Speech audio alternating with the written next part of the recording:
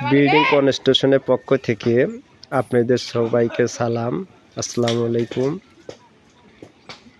মাহে রমজান মাসের শেষের দিকে আমাদের কাজটা আমরা খুবই দ্রুত বেগে করছি, কারণ ঈদের আগেই আমরা কাজটা হ্যান্ডওভার দিব। দেখেন, অলরেডি আমাদের চতুর সাইডে গাঁথনিগুলো উঠাইছি।